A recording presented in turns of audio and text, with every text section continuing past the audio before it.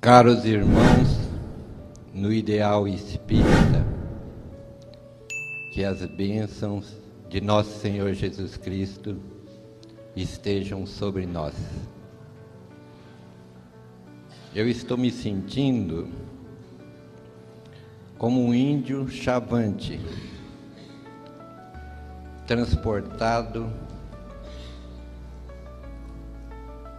da taba na selva onde mora a uma universidade, perante professores ilustres, com a obrigação de falar sobre o apóstolo que o catequizou. O coitado do índio não conhece a terminologia das pessoas civilizadas. Não sabe como se portar entre elas. Nem mesmo há em sua mente primitiva recursos com que possa tecer uma frase urbanizada. Para falar a verdade, o pobre índio não sabe nem o que fazer com as mãos. Mas pior que isso, seria o índio se negar a falar sobre o generoso amigo que o retirou do charco em que se comprazia. Eu acredito que nosso querido Chico Xavier esteja presente. Se eu pudesse falar com ele, usaria a mesma expressão que às vezes ele usava quando eu chegava em sua casa. Que bom que você veio. Se eu pudesse ouvi-lo, acredito que ele diria: eu não poderia ficar indiferente às saudades de vocês, que são minhas também. Se eu pudesse vê-lo, acredito que ele me mostraria um livro com páginas da cor do ouro in natura, com caracteres azuis, de um azul muito profundo, indefinível na linguagem humana.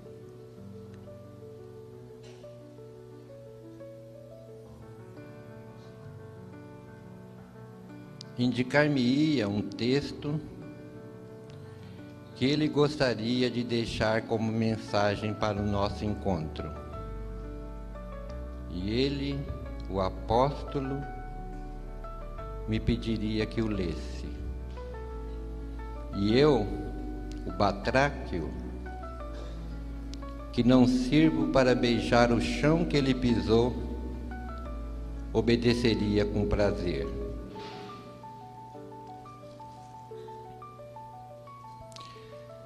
Se entre vós houver dissidências, causas de antagonismos,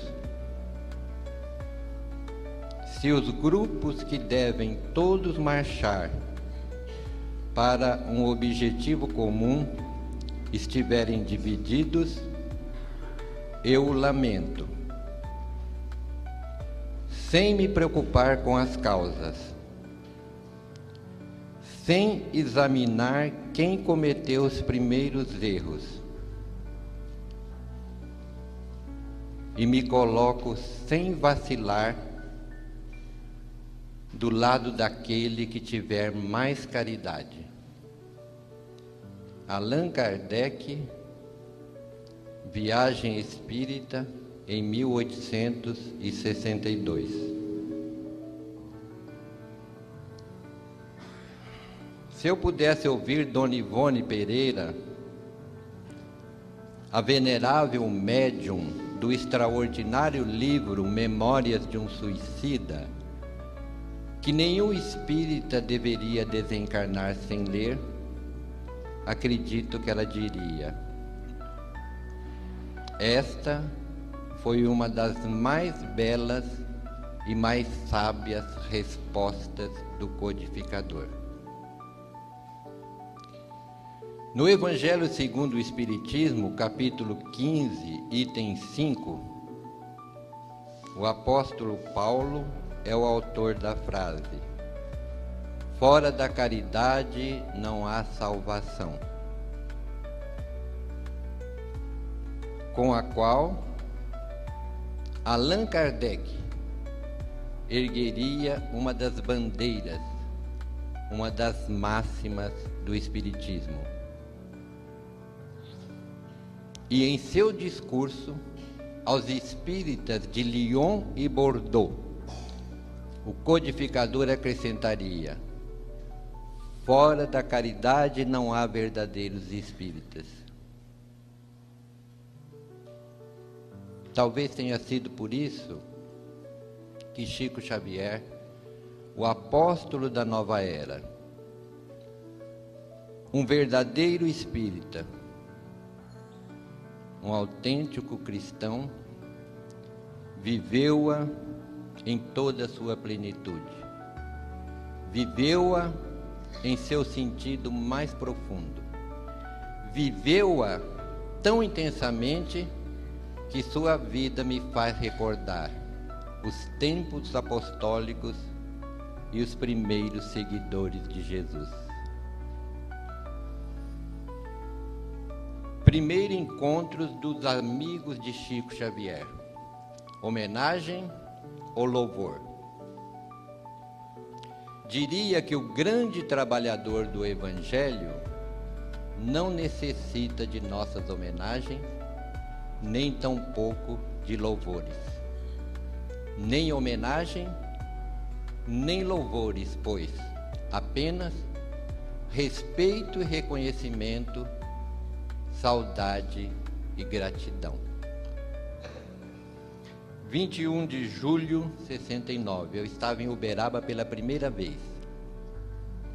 Havia terminado de ler lindos casos de Chico Xavier, do saudoso professor Ramiro Gama, e estava apaixonado pela personalidade de Chico Xavier, como continuo até hoje.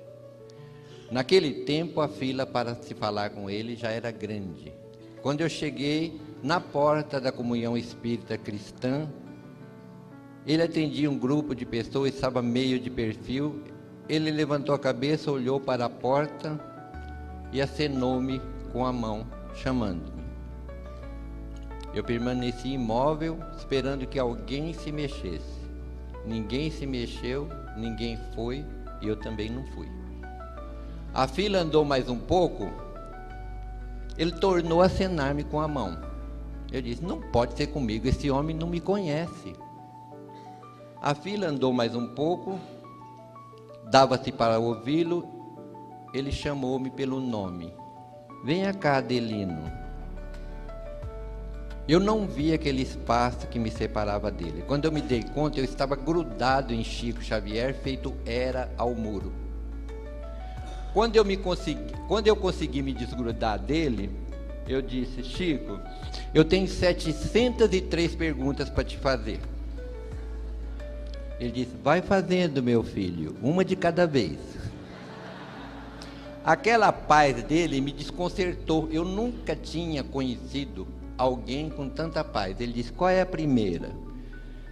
Eu disse: Chico, eu estou vindo para o Espiritismo, eu tenho um anseio intelectual muito grande. Eu nunca entendi a vida como agora. Eu encontrei o sentido da vida. Eu sempre fiz muitas perguntas da vida, e o Espiritismo foi a melhor resposta que a vida me enviou.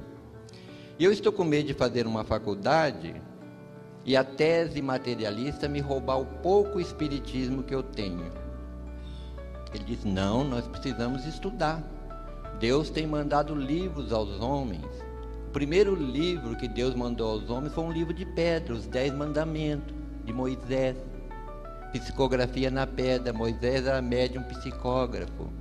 Depois falou do Velho Testamento, do Novo Testamento, das obras de Allan Kardec. Claro que sua humildade não o deixaria falar de seus livros.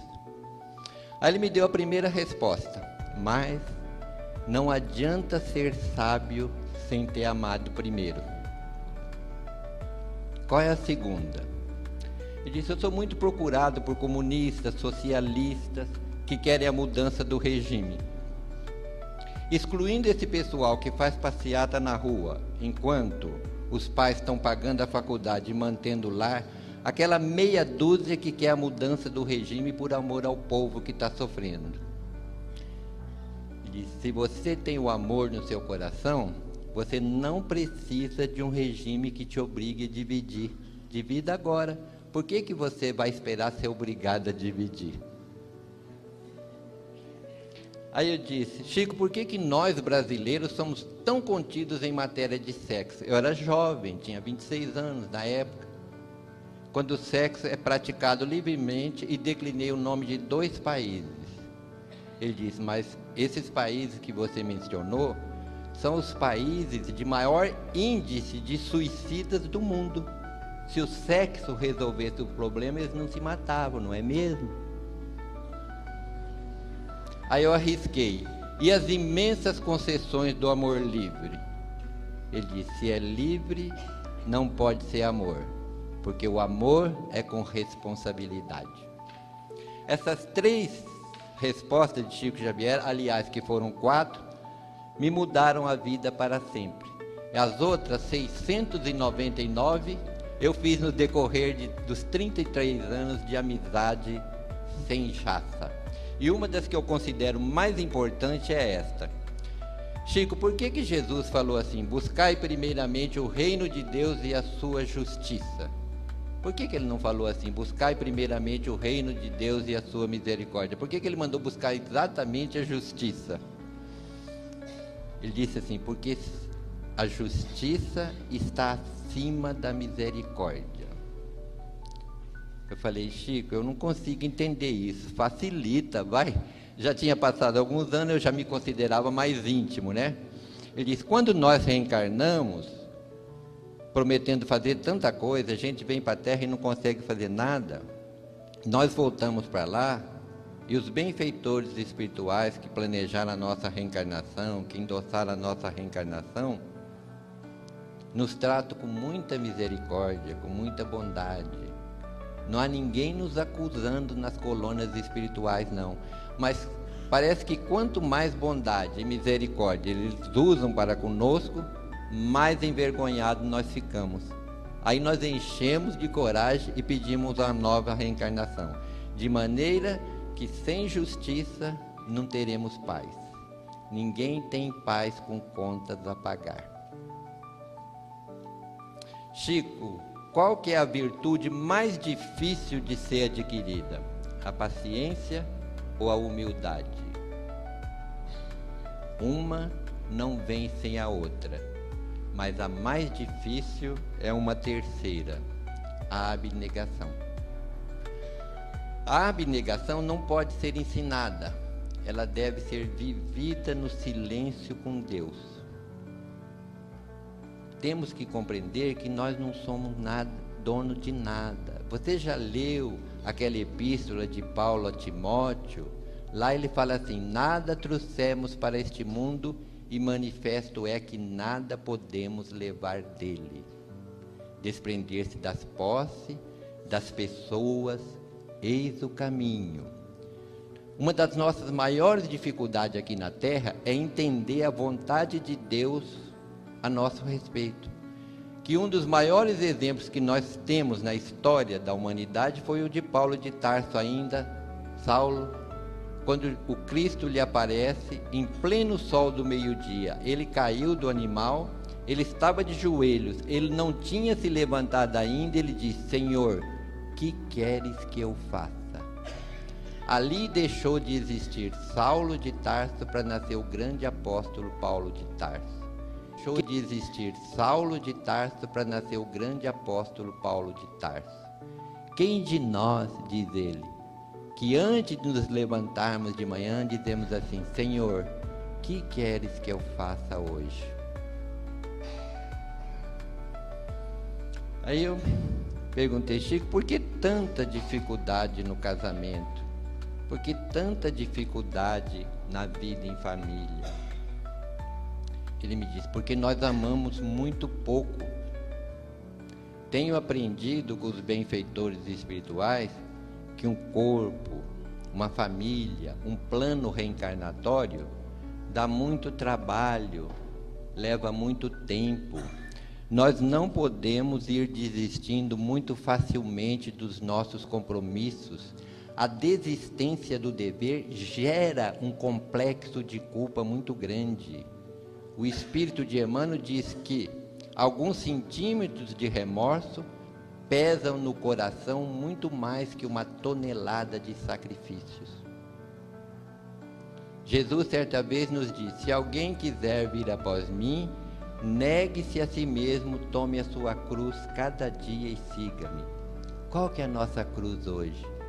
Ele disse: o marido grosseiro, a mulher ciumenta, a filha orgulhosa, o filho ingrato, o degrau social, o defeito físico, o parente difícil. Não podemos tentar nos descartarmos dos parentes difíceis ou dos parentes com doença de difícil trato, com internações desnecessárias, porque a nossa libertação virá pelos processos da natureza, quando houvermos quitado as nossas dívidas perante a divina justiça. Enquanto existir em nós o anseio de nos vermos livres do parente difícil ou do parente com doença de difícil trato, é sinal de que a dívida ainda permanece. Certa vez Jesus perguntou a Simão: Simão, filho de Jonas, tu me amas? Simão entristeceu-se porque era a terceira vez que Jesus perguntava se ele o amava. E disse: Senhor, tu sabes todas as coisas, tu sabes que eu te amo. Jesus lhe respondeu: apacenta as minhas ovelhas, isto é, tome conta do meu rebanho.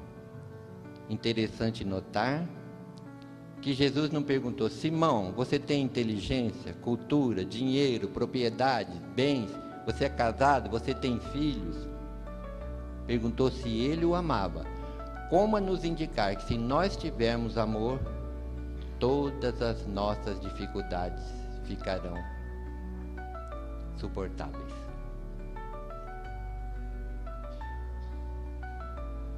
Cinco frases sobre Chico Xavier. Se aprendi a doutrina espírita nas obras de Allan Kardec, eu a compreendi nos exemplos de Chico Xavier. Jane Martins Vilela, Cambé, Paraná. Futuras gerações dificilmente acreditarão que tenha passado sobre a Terra um homem como Chico Xavier. Huberto Roden. Não lhe foi possível evitar a fama, mas não se deixou corromper por ela. Hermínio Miranda. Chico Xavier, um beijo de amor celeste na face do Brasil. Rolando Mário Ramaciotti. A vida de Chico Xavier é, sem dúvida alguma, uma das mais belas páginas da humanidade.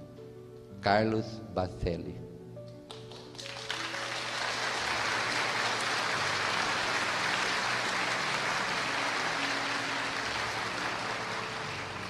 Cinco frases de Chico Xavier. A Terra sem Jesus seria como um planeta sem luz. Justiça sem misericórdia é como terra sem água. A culpa só se resolve com amor e trabalho. Não é porque não temos pé que temos o direito de menosprezar a dor da unha encravada de nossos irmãos. Quem chuta um animal é porque ainda não aprendeu a amar.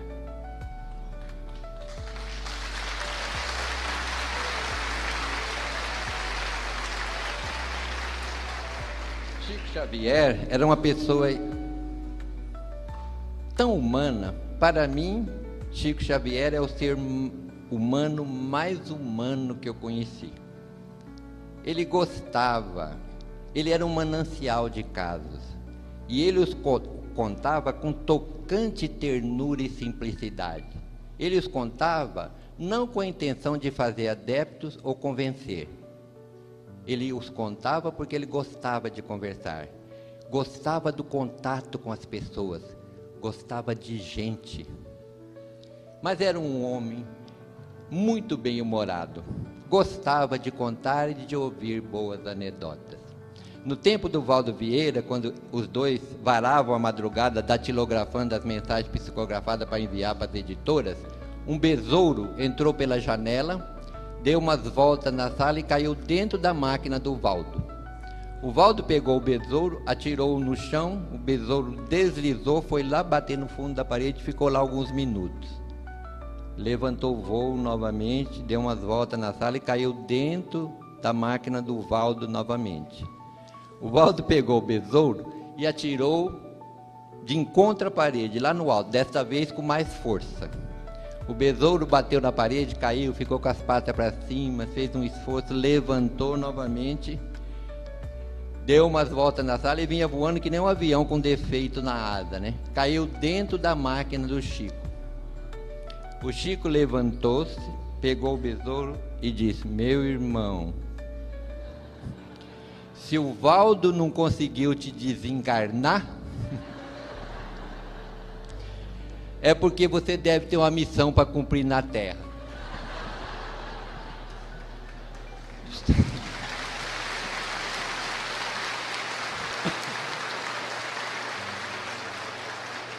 Jogou o besouro pela janela e disse: vai com Deus, vai com Deus. Um amigo uma vez contou essa anedota para ele: ô Chico, você sabe por que Simão Pedro negou Jesus 3 vezes? Ele disse: não, eu acho que foi porque Jesus curou a sogra dele. O Chico ria, que era uma delícia, né? Aí eu me animei, falei assim: ô Chico, você sabe por que o Jesus apareceu para uma mulher depois da ressurreição? Você sabe por que foi que a primeira pessoa que viu Jesus depois da ressurreição foi uma mulher? Ele falou: não. Eu falei: porque mulher não guarda segredo. Imagine você que ele apareceu para uma mulher e o mundo inteiro ficou sabendo que ele ressuscitou.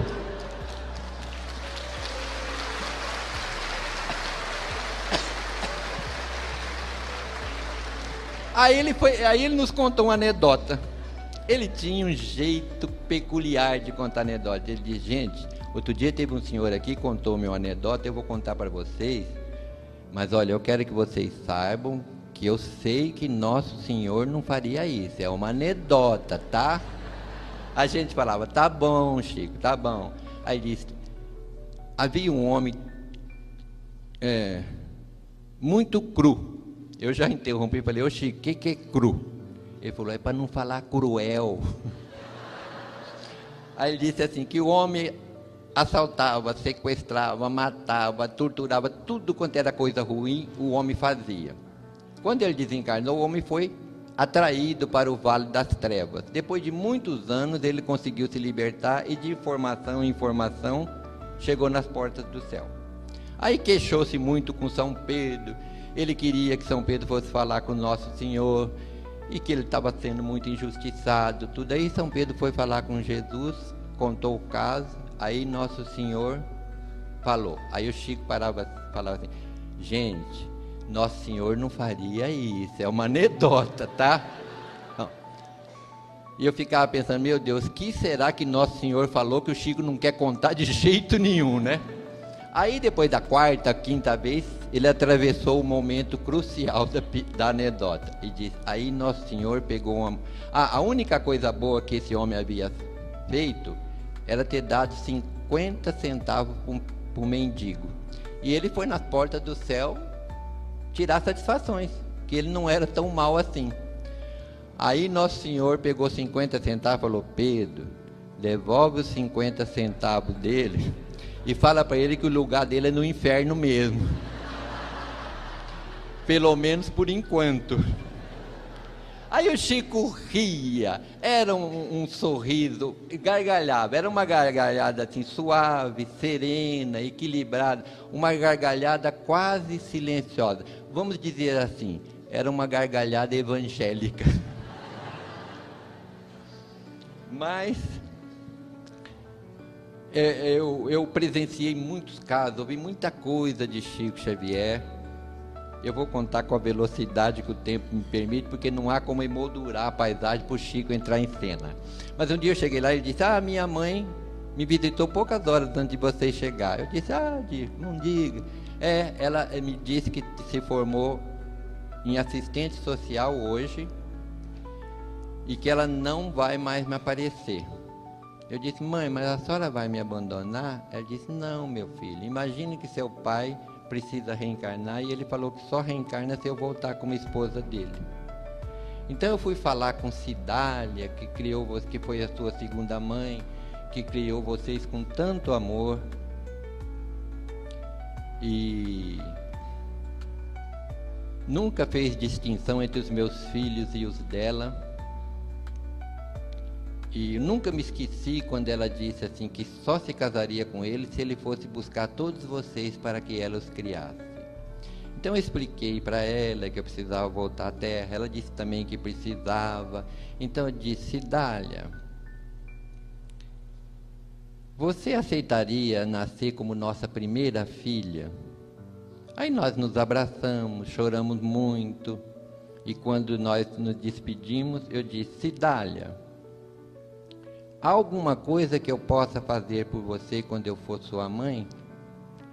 Ela disse: Dona Maria, eu sempre tive inclinação para música, mas nunca pude me aproximar de um instrumento. Eu sempre amei o piano. Aí Dona Maria João de Deus disse: tá bem, minha filha, eu vou imprimir no meu coração um desejo para que a minha primeira filha venha com inclinação para a música. Jesus há de nos proporcionar a alegria de possuir um piano. Até um dia, meu filho. Nesse instante, o Chico terminou a narrativa dizendo que naquele momento ela também começou a chorar. O Chico ficou impedido alguns anos de ir ao centro, porque ele estava sem movimento nas pernas, com o coração muito fraco. Mas a multidão, nos dias que ele estava melhor, cercava a rua dele. E naquele dia havia gente dos 4 cantos do Brasil. A rua da casa do Chico fervilhava de gente. Quando o portão se abriu, eles foram passando uma por uma em frente dele. Eram pessoas de todas as idades, de todas as condições sociais, dos mais distantes lugares. Uns diziam assim: eu só queria vê-lo. Outros falavam: eu só queria tocá-lo. Eu só queria ouvir tua voz. Outros queriam espantar uma ideia de suicídio, pediam notícia de familiares. Outros não conseguiam pedir nada nem dizer nada, só choravam. Eu vendo ele atender aquela multidão com aquele amor, eu disse: meu Deus, pensei, a aura do Chico é tão boa, que o seu magnetismo é tão grande, que parece que ele pulveriza as nossas dores e ameniza as nossas ansiedades. De repente ele se volta para mim e diz: eu não posso compreender a bondade do nosso... Não, comove-me a bondade do nosso pessoal em vir me visitar. Eu não tenho mais nada para dar, eu já estou quase morto. Por que você acha que eles vêm? Falei: meu Deus, frente a um homem desse a gente não pode mentir, né? Nem de dizer qualquer coisa que venha ferir a sua humildade, se bem que ele sempre disse que nunca se considerou humilde. Aí eu me lembrei de Jesus. Quando Jesus veio ter conosco, a multidão cercava Jesus aonde quer que ele fosse.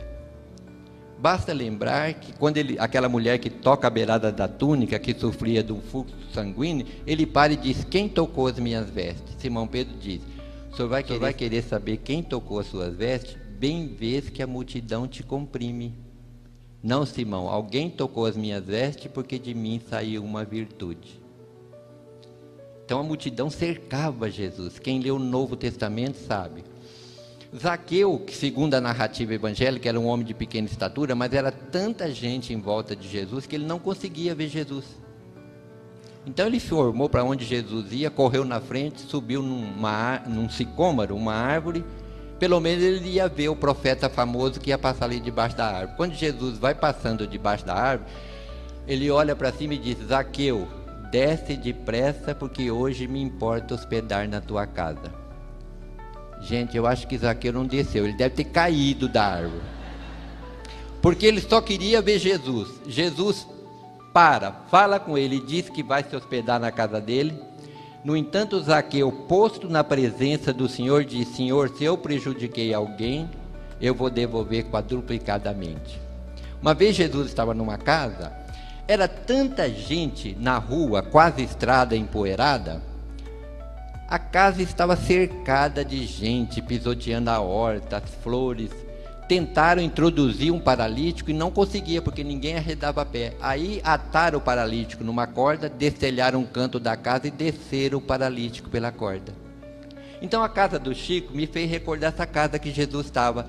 A multidão lá fora, o povo se comprimindo, pisando nos seus canteiros de flores, aquele entra e sai. E ele estava olhando para mim, esperando a resposta. Eu olhei para ele e falei: ô Chico, eu acho que eles estão com saudade de Jesus. Ele olhou para mim assim, acho que ficou tão surpreso com a minha resposta, e eu mais ainda, né? Mas ele continuou atendendo a multidão. Todo mundo beijava a mão dele e ele beijava a mão de todo mundo. Isso já era quase meia-noite, tinha começado 7h30, 19h30, os lábios do Chico estavam ralados, sangrando. Eu fiquei com tanta pena daquele homem, nos seus 88 anos, beijando a mão de todo mundo. Eu disse: ô Chico, por que você beija a mão deles? A força e a humildade da sua resposta continuará sacudindo-me e emocionando-me para sempre. Ele disse: porque eu não posso me curvar para beijar os pés. Ai, aquilo me doeu até, né? Então, para mim era o representante de Nosso Senhor na Terra, né? Nesses 33 anos que eu vim a Uberaba, eu conheci muita gente. Gente boa, gente meio boa e gente menos boa. Alguns o tempo vai apagando da memória, mas ele nunca vai ter força suficiente para apagar esse personagem. Naquele tempo que as sessões do Chico se estendiam pela madrugada, ele chamou minha atenção pela alegria com que ele chegava perto do Chico. Os olhos dele quase se inundavam de luz. Era sempre o último da fila. Ele vinha com aquele passo cansado, trôpego, né? Ele tinha a pele muito escura, o cabelo enrolado, uma ferida, quase sempre uma ferida nos lábios, pés rachados. Chamava-se Jorge. Eu acredito que o Jorge deve ter tomado muito pouco banho na vida dele, porque seu corpo franzino, magro, mal alimentado, exalava um odor desagradável. Ele tinha na boca alguns dentes apodrecidos, e quando ele falava, o hálito dele era quase insuportável. Quando ele chegava perto do Chico, o Chico perguntava para ele: Jorge, como é que vai a vida? Ele disse: ah, tio Chico, eu acho a vida uma beleza. Ele falava assim meio de soquinho, né? Como é que foi a viagem? Ele morava tão longe que o Chico chamava a vinda dele ao centro de viagem. Ah, tio Chico, eu vim parando debaixo das árvores, olhando as flores que Deus plantou. O que você mais gosta de olhar, Jorge? O azul do céu, tio Chico. Às vezes eu penso que Nosso Senhor Jesus está me espiando por detrás de uma nuvem. E o Chico conversava com o Jorge 5, 10, 15 minutos. Eu falava: meu Deus, por que o Chico não diminui o tempo do Jorge e dá mais tempo às outras pessoas? Teve gente que viajou milhares de quilômetros, veio de Fortaleza, Manaus, e ele mal pegou na mão dele, ele perde tanto tempo com esse cara aí. Mais tarde eu fui entender que somente o Chico Xavier seria capaz de parar para ouvir e entender o Jorge. Ninguém lhe dava atenção. Quando ele chegava perto dos espíritas, foi a única vez na vida que eu vi todos os espíritas ser tão caridosos. Eles enfiavam a mão no bolso, davam um trocado que era para ele sair de perto. Então ele ia comprar pipoca, guaraná, doce, ele tinha uma capanga, ele jogava tudo dentro da capanga, dinheiro, que dava, depois ele dava um nó. Aí eu falei, bom, agora acabou. Aí o Chico falava, agora o nosso Jorge vai declamar uns versos. Eu chegava até a me virar na cadeira assim, né? Aí o Jorge declamava 2, 3 versos. Eu falava, agora acabou. Aí o Chico falava assim, agora para as nossas despedidas, declama aquele que eu mais gosto. Ele falava, qual, tio Chico? Aí o Chico falava, aquele da moça que você ia roubar. Ele falava assim, ah, tio Chico, eu já me lembrei. Ele tinha um paletó de casimira, ele botoava o seu único botão apertando aquele corpo sofrido, né? Naquela hora da madrugada, o centro do Chico continuava esfervilhando de gente. Todo mundo queria ver a conversa dele com o Jorge, né? Aí o Jorge olhava para ver se estava todo mundo olhando para ele e sapecava assim, inflado de orgulho. Menina, penteie o cabelo. Joga as tranças para cacunda. Queira Deus que eu não te leve de domingo para segunda. O Chico ria, a gente ria, o Jorge ria, mas mesmo assim o riso do Jorge era um riso dorido, porque os lábios dilatavam, a ferida sangrava. Aí ele se aproximava do Chico e dava uma importância para ele, que nesses anos todos eu nunca consegui ver, ele jogava dentro do embornal e amarrava. Aí ele beijava a mão do Chico, o Chico beijava a mão dele, beijava os dois lados do rosto do Jorge, ao que ele retribuía beijando os dois lados do rosto do Chico, onde ficava uma mancha de sangue. Ele falava quase dentro do nariz do Chico. Eu nunca vi o Chico ter aquele momento instintivo de recuo como eu tivera tantas vezes. Eu nunca vi o Chico se limpar na presença do Jorge, nem depois que o Jorge tinha ido embora. Eu que muitas vezes na casa lá do Chico pegava um pano de prato, molhava na torneira e limpava o que nós chamávamos carinhosamente de o beijo do Jorge. Eu não saberia dizer quantas vezes eu pensei em levar um chinelo para o Jorge, uma camisa, uma botina. Quando eu lembrava, eu não sabia o número. Falava, na próxima vez eu pergunto. E o tempo foi passando, eu não levei nada. Não levei nada e me lembro do apóstolo Paulo. Façamos o bem enquanto temos tempo. De repente, fica tarde demais. O Jorge desencarnou numa noite fria aqui em Uberaba, esquecido do mundo, esquecido de todos, mas não de Deus.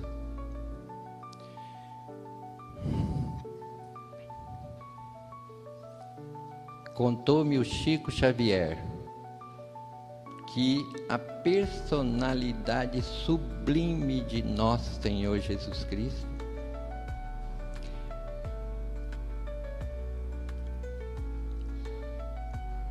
veio pessoalmente buscar esse homem de pele escura, cabelo enrolado, feridas nos lábios, pés rachados, mau hálito, mau cheiro. Retirou ele do corpo que estava envolto em pedaços de coberta, aconchegou-o de encontro ao peito e voou com ele para o espaço, como se carregasse o mais querido dos seus filhos. Não vos deixarei órfãos, estarei convosco até o fim dos séculos. Ele não faria uma promessa que não pudesse cumprir. Um dia eu estava no Acre, considerado o estado mais pobre da federação, eu estava num sufoco. Eu não vejo espírito, não ouço espírito, não sinto espírito, mas na minha imaginação, eu tive a impressão de ver, porque tinha muita gente, eles pensavam porque eu era amigo do Chico, sabia alguma coisa, né? Eu tive a impressão que o Jorge entrou pela porta da federação, veio andando, chegou perto e disse assim: conta minha história para eles, senhor. Há 2 anos eu estava em Portugal, no Centro Espírita Casa do Caminho, de nosso irmão Rui Marta e nosso irmão Joaquim, que vieram especialmente para esse encontro, também num sufoco. Quando eu olhei para a porta lá do centro do Rui, eu tinha a impressão, ou a minha imaginação, que o Jorge entrava e dizia assim: conta a minha história para eles, senhor. E hoje, quando eu estava terminando, com saudade de Jesus, eu tive a impressão de que ele atravessou o corredor,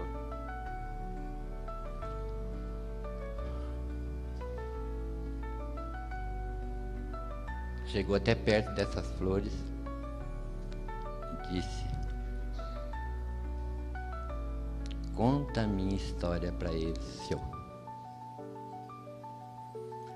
Eu nunca soube o que era esse senhor que ele me chamava, né? Um dia eu sonhei com ele e eu falei assim: ô Jorge, o que é esse senhor que você fala? É senhor? É seu, a forma deturpada de senhor? Ele tinha um jeito de olhar assim meio para baixo, né? Ele falava: senhor para mim quer dizer senhorzinho.